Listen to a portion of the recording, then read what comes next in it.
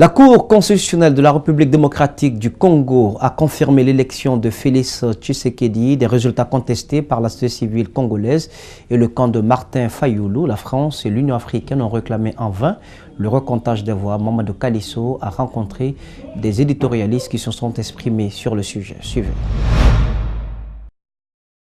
Les organisations de la société civile congolaise, notamment la CENCO, contestent les résultats proclamés par la CENI, confirmés par la Cour constitutionnelle.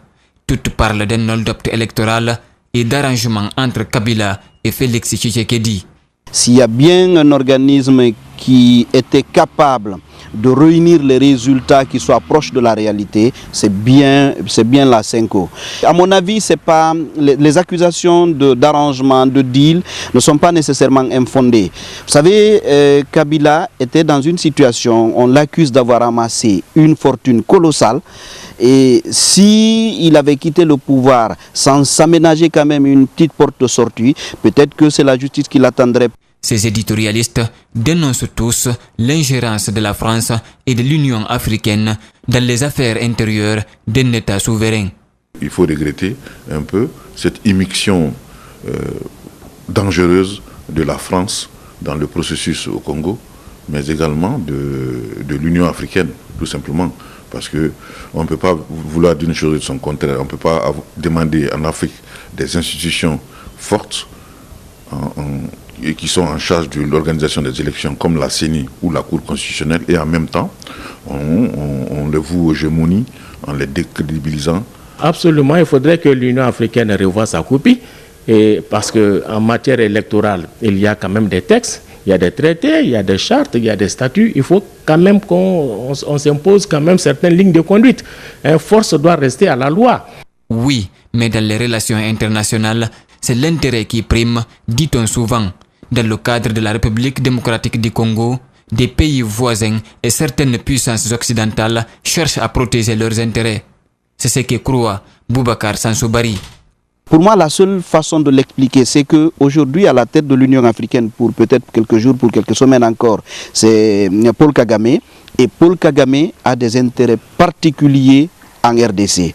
On lui impute une grosse part de la responsabilité dans dans les conflits, dans l'instabilité chronique qui caractérise la RDC. L'Afrique du Sud et le Kenya ont déjà félicité le nouveau président congolais.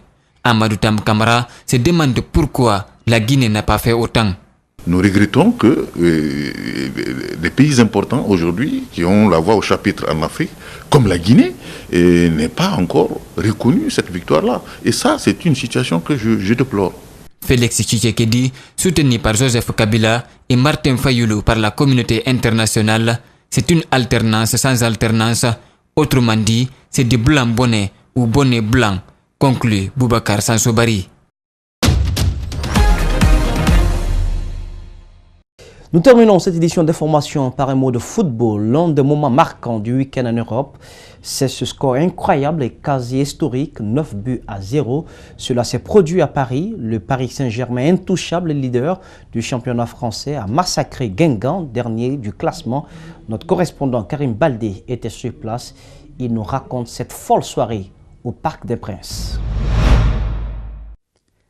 Dans ce choc des extrêmes, on a eu le droit à un score extrême. 9-0, vous avez bien entendu, 9-0 pour le Paris Saint-Germain face à l'en avant Guingamp. C'était la revanche du match de Coupe de la Ligue, perdu ici même par les Parisiens qui les avaient éliminés de la compétition en quart de finale la semaine dernière. Cette fois-ci, les hommes de Thomas Tuchel n'ont pas fait dans le détail, avec notamment deux triplés, celui d'Edinson Cavani et celui de Kylian Mbappé. Après la rencontre, on a eu l'opportunité de le rencontrer dans la zone d'interview. Écoutez-le, ainsi que Yenny Bakoto, côté Guingampais, qui est forcément très déçu et abattu après cette claque quasi historique reçue ici au Parc des Princes. C'était juste par rapport à nous de faire un match complet avec plein de rythme, d'intensité, et c'est ce qu'on a fait aujourd'hui, donc non, il n'y a pas de revanche. Voilà, on est dans ce qu'on doit être depuis un moment.